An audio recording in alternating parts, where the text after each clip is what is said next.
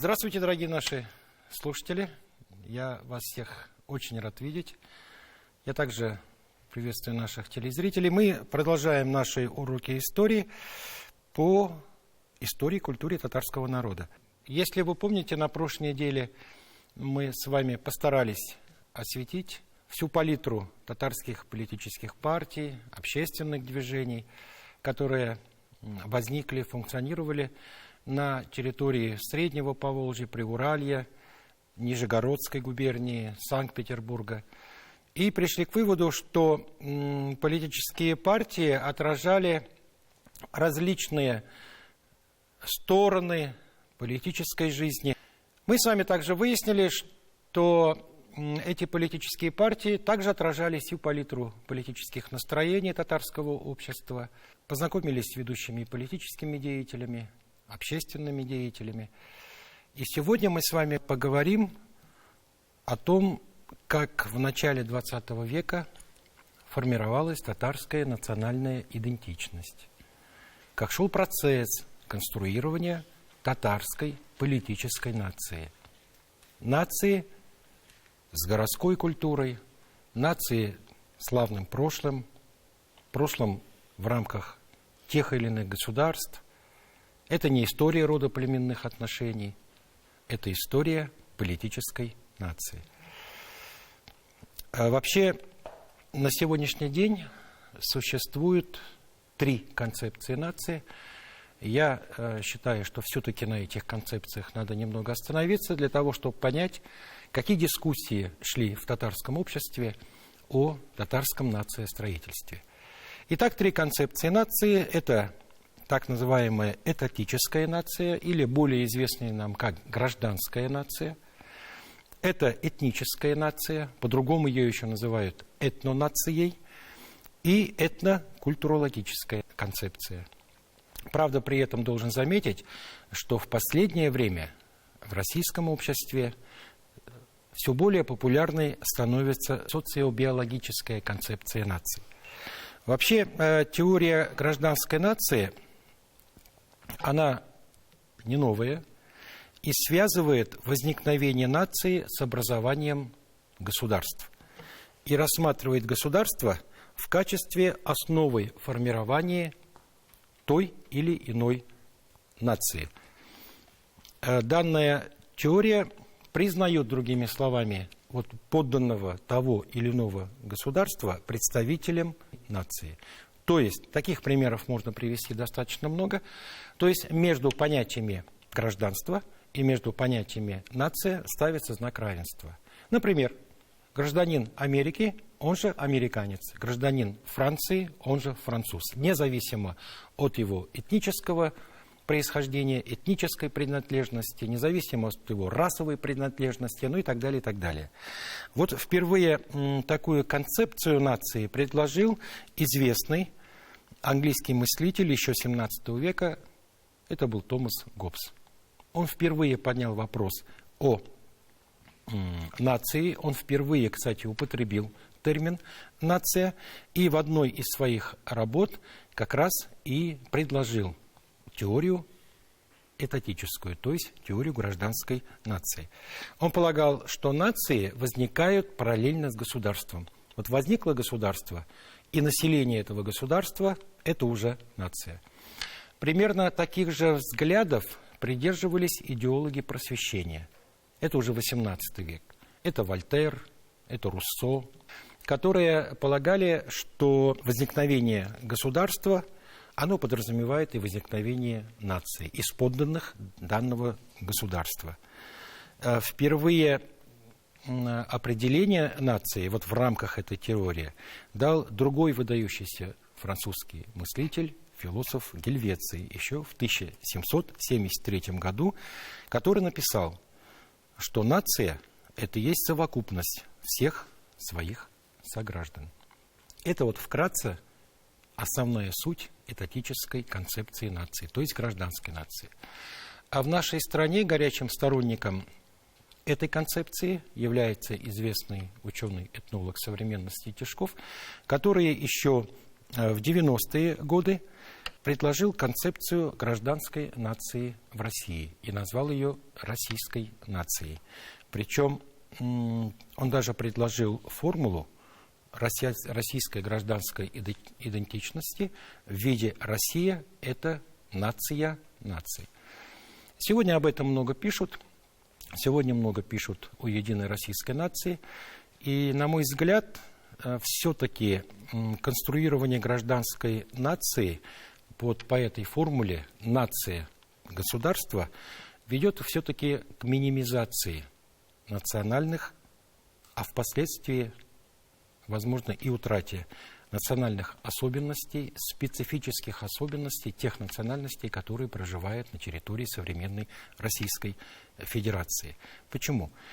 Потому что со временем эти народы могут быть ассимилированы со стороны титульной нации, той нации, которая составляет большинство в этом государстве. И поэтому гражданская идентичность, она все-таки должна в себе подразумевать именно идентичность граждан того или иного государства. При этом нельзя забывать, что Россия имеет свои особенности исторического развития. Она формировалась за счет тех народов, за счет тех народностей, которые в разные времена были включены в состав вначале Российской империи, а затем уже и современной России.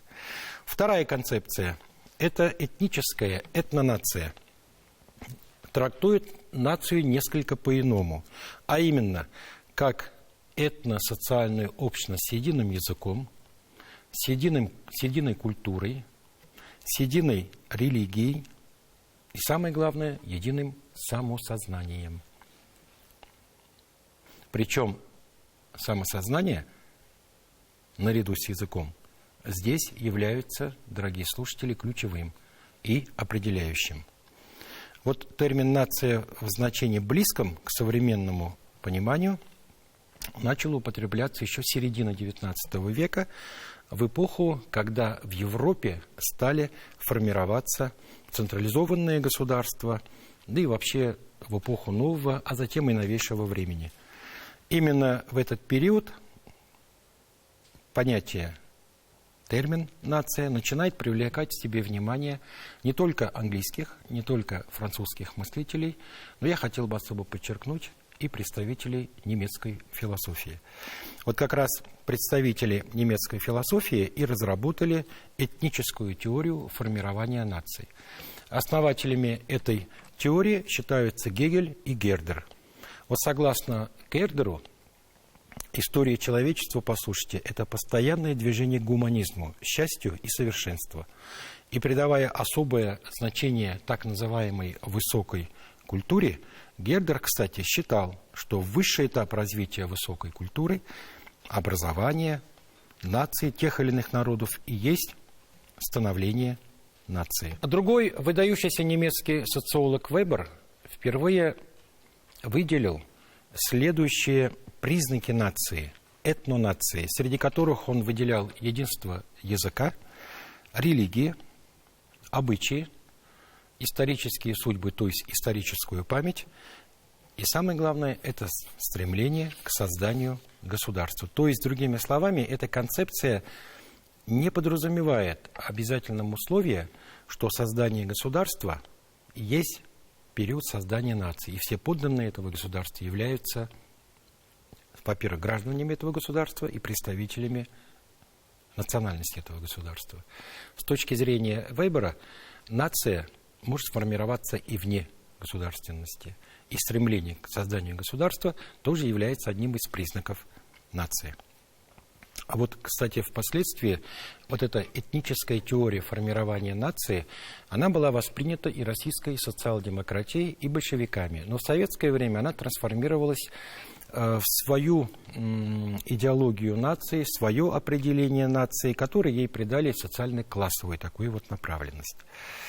В последнее время стала популярна этнокультурная концепция нации, согласно которой человека формирует прежде всего культура и среда. И нации формируются, согласно этой концепции, на основе общности культуры, общности среды, общности культуры. И таким образом формируется на основе этой культуры и самосознания человека, которые приводят к формированию нации. Я уже упомянул, что в последнее время достаточно популярной становится социобиологическая концепция нации.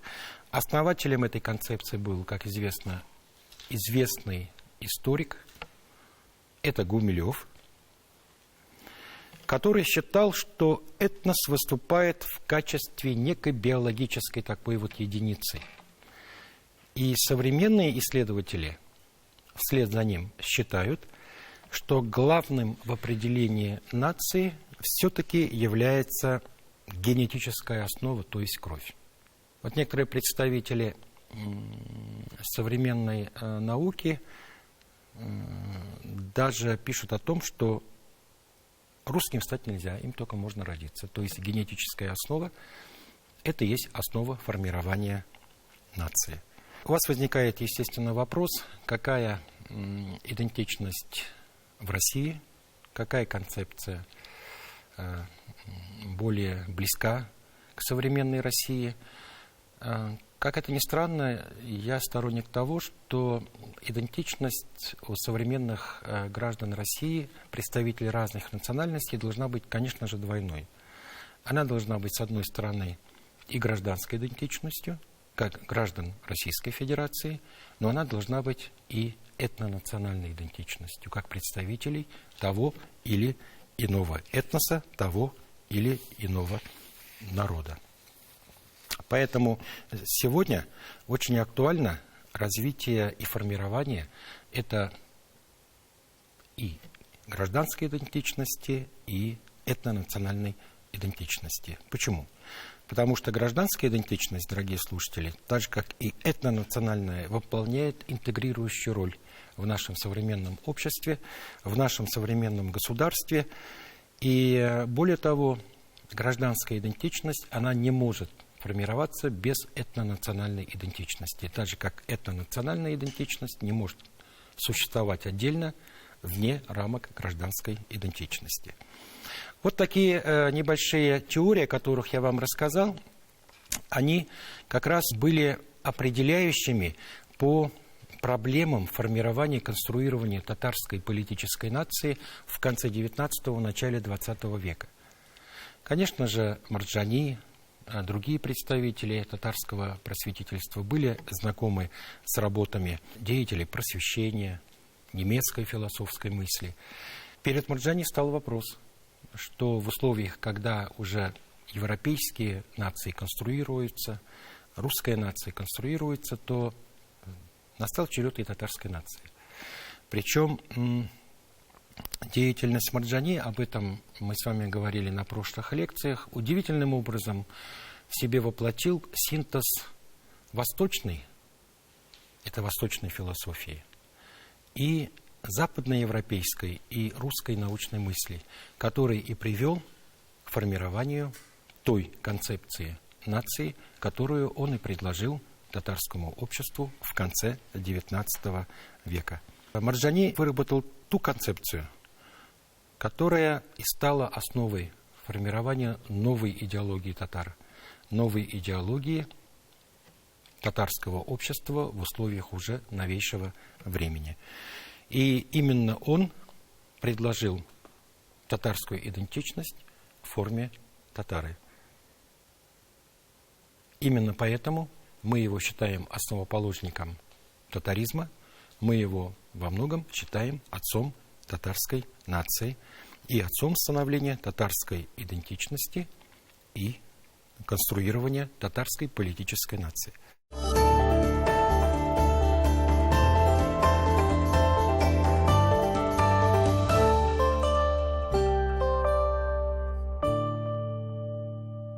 Конец XIX – начало XX века, мы с вами об этом говорили на протяжении целого ряда лекций, один из самых ярких периодов в истории татарского народа.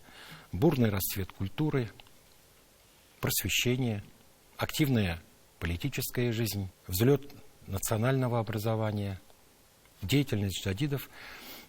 И именно в этот же период в татарском обществе возникают дискуссии по поводу национальной идентичности.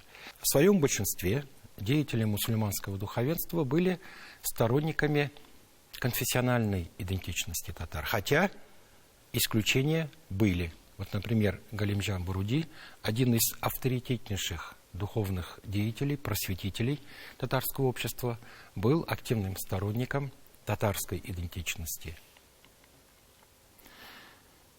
Все более таким образом становилась актуальной задача формирования новой идеологии, в основе которой должна была лечь, во-первых, национальная идентичность, во-вторых, ее историческая память.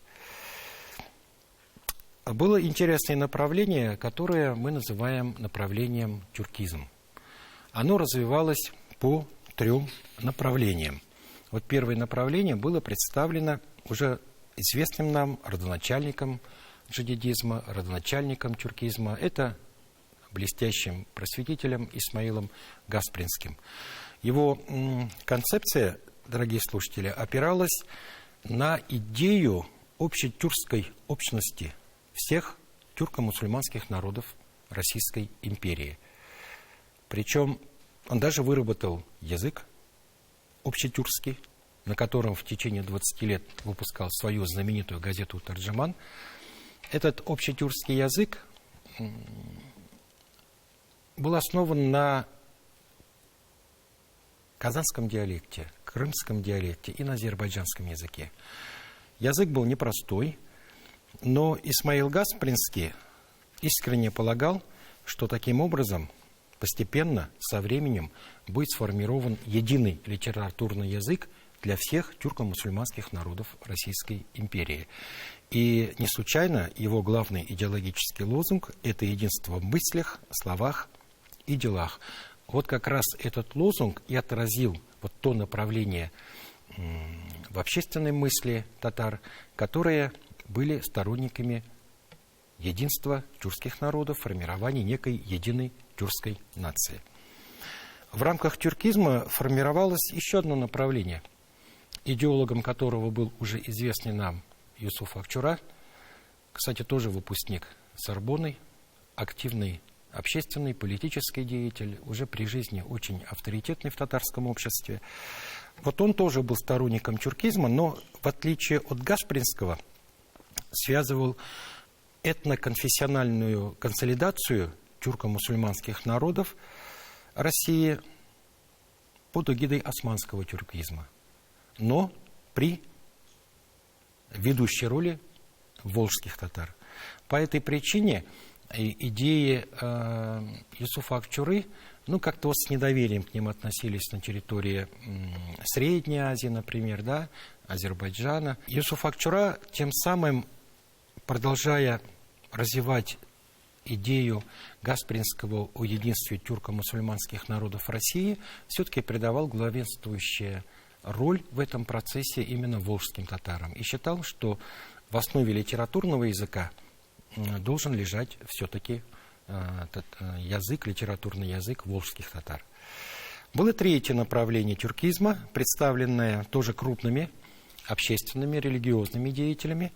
Вот среди них я бы назвал Фатыха Карими, Хади Максуди, частично Резы Фахрудинова, которые представляли то направление тюркизма, которое, так же, как, собственно, и Юсуф Акчура, отдавали главенствующую лидерские роль здесь волжским татарам, но без оттенков османского тюркизма. Они даже использовали термин. Вот, например, если Марджани четко говорил «мы татары», вот название нашей нации, наша нация политическая, то сторонники вот этого третьего направления использовали другой термин. Это Казан терекляры, то есть казанские тюрки, например. Важно при этом подчеркнуть, что вот эта идеология тюркизма, она была достаточно популярна. Она была популярна среди, прежде всего, татарской интеллектуальной элиты среднего и старшего поколения. Но среди народа эта идеология не была столь распространена. Дело в том, что иногда вот можно читать, что вот Марджани будто бы придумал термин «татары», и с него это пошло. Конечно, это не так. Марджани, его величие в том-то и заключается, что он уловил, что к этому времени этноним «татары» использовали уже не только наши соседи. Этноним татары использовали активно представители не только интеллигенции татарской, но прежде всего он укоренялся уже в народе. Это среди татарского народа Среднего Поволжья, Приуралья, Нижнего Поволжья. И особенно, что очень важно, это на территории западных губерний. То есть я имею в виду Нижегородскую губернию. Ведь в Нижегородской губернии себя они мишарами никогда не называли и не называют. Они всегда себя называют татарами. И как раз Марджани, он и уловил, что этноним татары, он уже в качестве самоназвания достаточно прочно вошел в народ. И в качестве этнонима он его и предложил. Еще одно направление общественно-политической мысли было представлено так называемым ваисовским движением, которое возглавляли отец и сын Ваисовой. Суть его заключалась в том, что сторонники Ваисовых призывали вернуться к некому золотому периоду Булгарского царства. И предлагали в качестве этнонима использовать именно этноним в виде Булгары. Ваисовское движение, надо признать, не было популярным среди татарского народа. И уже после смерти отца Ваисова в 1893 году его движение постепенно стало минимизироваться и не могло соперничать вот с теми концепциями, о которых мы говорили с вами выше. Вслед за Марджани большую роль в формировании татарской национальной идентичности сыграл другой выдающийся татарский просветитель, это Каюм Насари. Каюм Насари, его величие, его значимость заключается в том, что он впервые разработал концепцию единого татарского литературного языка. Освободил его от фарсизмов, освободил его от арабизмов, и вслед за Марджани он обосновал и отстаивал идею единой татарской нации и идею единого татарского языка, идею единой общей территории и идею единой культуры. Вот попутно хочу заметить, сегодня у нас тоже в той или иной степени бывают дискуссии. Я являюсь сторонником единства татарской нации тоже. И деление татар на этно-территориальные группы, я считаю, это вчерашний день. Я не случайно упомянул, что мишары себя мишарами никогда не называют. Они всегда называли себя только татарами, их таковыми называют только казанские татары, с некоторым чувством, ну, может быть, юмора даже, да, вот так примерно. И обращаясь к наследию наших великих просветителей, должен подчеркнуть, что ни в одной работе Шигабуддина Марджани, ни в одной работе Каюма Насари, я бы здесь вспомнил еще и Хусейна Фаисханова, ни в одной работе не пишется об этнотерриториальных группах татар. Для них татары – это единая нация, с единым литературным языком, с единой историей, единой культурой и, как они писали, с единым будущим. Значительную роль в формировании татарской идентичности сыграли представители татарской дореволюционной исторической мысли. Вот, например, в начале XX века, в период с 1905 по 1913 год, было издано около 400 учебных пособий для татарских мактебов и медресе. Это в крупнейших городах Поволжья и Приуралья, Казань, Уфа, Оренбург. Из них более 50 были посвящены татарской истории. То есть, другими словами, формирование идентичности большую роль играет историческая память. Работы татарских дореволюционных историков, конечно же, внесли очень большой вклад в формирование, во-первых, этой исторической памяти, а во-вторых, формирование идентичности. Вот среди таких авторов, таких работ, я бы назвал, конечно, работу Баттала «История татар», работу Заки Валиди «История тюрко-татар». Вот Заки Валиди впоследствии лидер башкирского национального движения, но при этом в молодые годы учился в Казани, общался с Шагабуддином Марджани.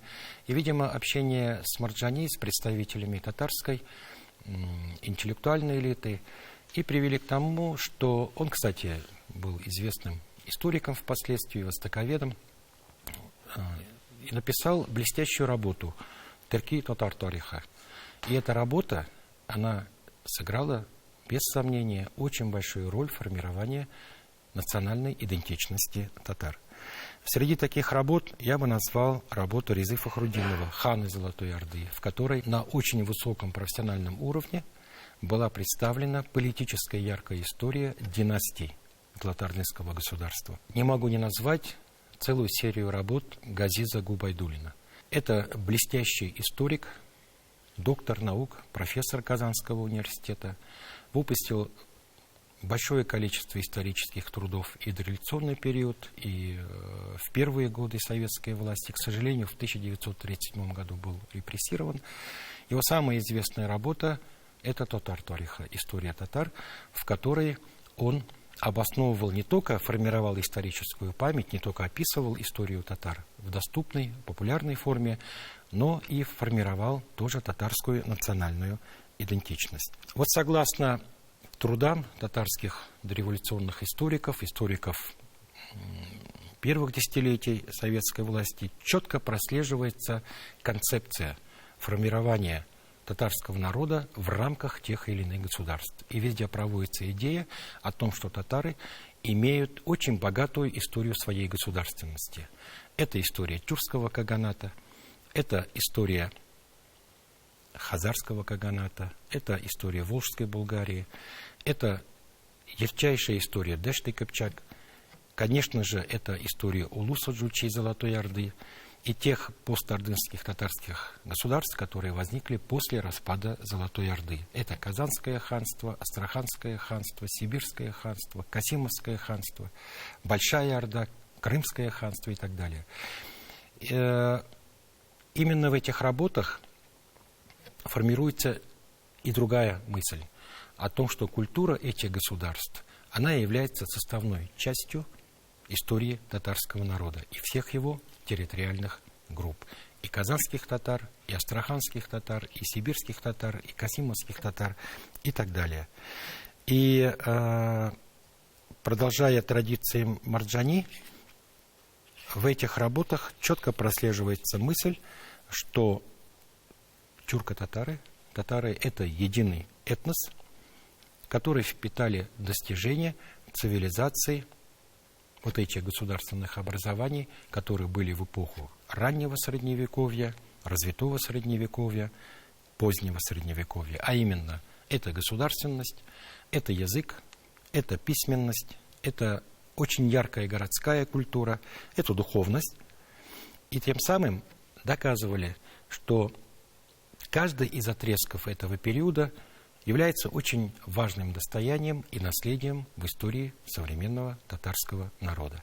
И тем самым подчеркивали, что татарская политическая нация формировалась именно в разные периоды в рамках разных этих государств. Ключевую роль сыграли представители нашей культуры, литературы. Это прежде всего Тукай, это Дербент, это Маджид Гафури, Фатых Амирхан, Гаяз Исхаки, Галимджан Ибрагимов.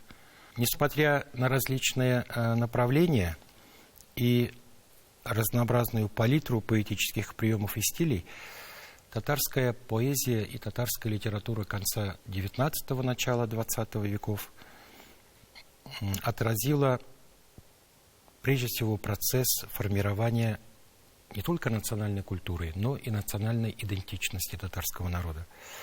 Вообще для Тукая и его современников, на мой взгляд, проблема национального самосознания и национальной идентичности стояла намного острее, чем для его предшественников. Вот, например, в своем знаменитом стихотворении «Самому себе» великий Тукай писал: «Мне счастье татар дороже жизни, дождусь я для них хорошей жизни. До срока думай, тяжкую состарен, ведь я татарин, истинный татарин». Маджид Гафури, классик татарской, башкирской литературы, в 1905 году писал следующее. «Неужто этот путь нам не открыт, ужель грядущее не нам принадлежит? За свой народ, сердечно беспокоясь, татара сын Габдуль-Маджид гласит». Но более категоричен был, конечно же, наш великий поэт Дартмент. Видимо, на фоне дискуссий о национальной идентичности он написал вот такие категоричные слова. «Татарина не отречется, татарин именем татарским наречется. Ты сын татарина и сам татарин. Откажешься? Смотри, башку продавим». Кстати, уроженец Оренбургской губернии в то время, современной территории Республики Башкортостан. Галимжан Ибрагимов, один из главных теоретиков татарской национальной идентичности, один из конструкторов татарской нации, выделяет татар как часть всего многообразного тюркского мира и интегрирует татар в сообщество современных цивилизованных народов. Я вам, дорогие слушатели, привел только несколько примеров. Но дискуссии были горячие, дискуссии продолжительные, и участие в этих дискуссиях авторитетнейших ученых, я бы сказал, классиков татарской литературы, она, конечно же, привело к тому, что татарская национальная идентичность в начале XX века окончательно уже сложилась. Вот в этом отношении, немножко забегая вперед, скажу, наша следующая лекция будет посвящена татарским мусульманским съездам уже 1917 года, тем проектам государственности татарского народа, моделям, которые были предложены различными общественными и политическими деятелями. Так вот, в 1917 году, когда проходил съезд мусульманский, одним из первых вопросов был поднят вопрос о национальной идентичности. И как впоследствии вспоминал Гаяз Исхаки, долго не спорили, большинством голосов утвердили этноним татары. Вот на этом, то есть официально уже по формальным признакам 1917 годом, мы можем уверенно сказать, что этноним татары, татарская национальная идентичность прочно утвердилась в татарском народе, в татарском обществе. Именно в это время татарская нация сложилась как политическая нация российского государства. Дорогие слушатели, лекция на этом завершается. Я традиционно постараюсь ответить, причем с большим удовольствием, на все ваши вопросы. Пожалуйста. Вот вы говорили, что Исмаил Гасплинский в свое время создал как такой симбиоз из языка казанских татар, крымских и частично азербайджанский язык. То есть имеет ли он место быть сейчас, этот язык? Нет, этот язык, конечно, до наших дней он не применяется, но Гасплинский, он, повторюсь еще раз, являясь убежденным, горячим сторонником создания единого литературного языка для тюрко-мусульманских народов Российской империи, он этот язык разработал, его активно использовал в печати. Напомню, что в течение 20 лет выходил его знаменитый тарджаман.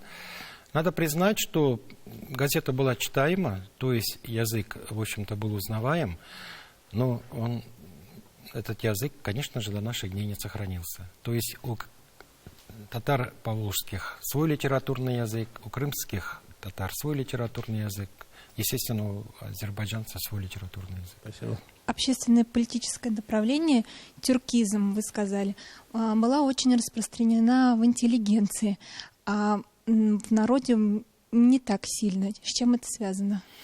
Может быть, вы не совсем меня правильно поняли. Я не сказал, что она была сильно распространена, она была достаточно распространена среди определенной части интеллектуальной элиты. Но не всей, конечно же.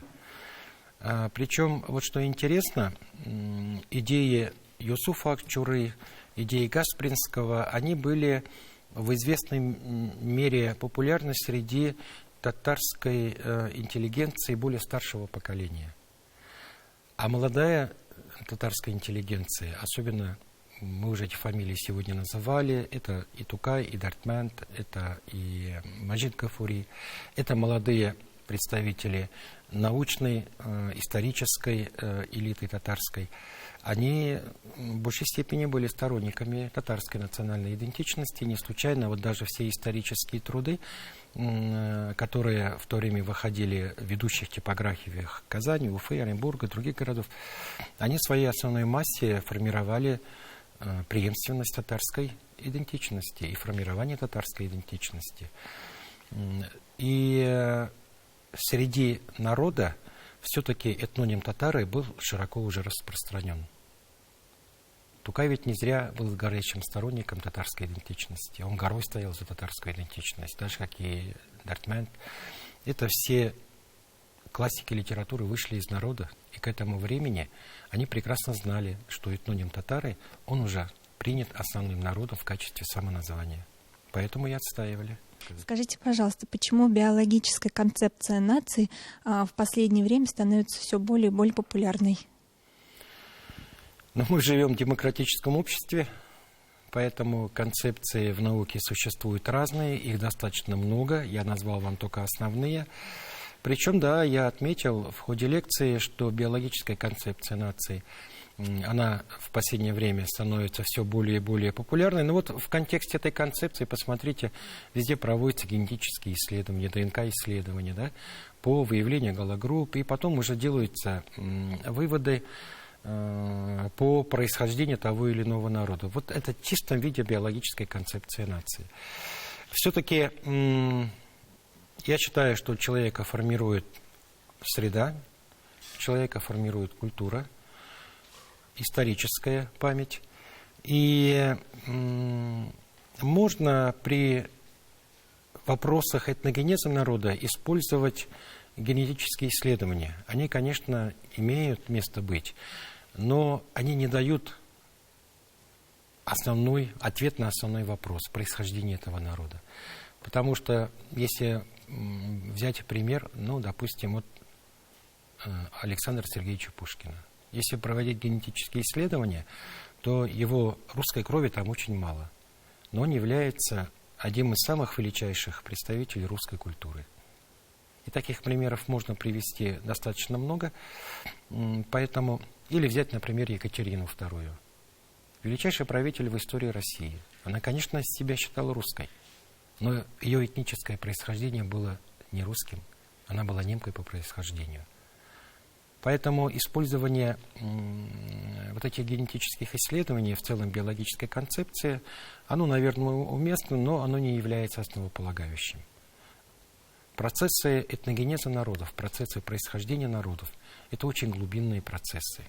И, повторюсь, здесь главенствующую роль играет среда, культура, государства, в рамках которых формировались эти народы. Главный показатель – это, конечно же, язык. И если мы берем, раз уж наши лекции посвящены истории татарского народа, то татарский народ – это многокомпонентный народ. И одни генетические исследования там ничего не покажут.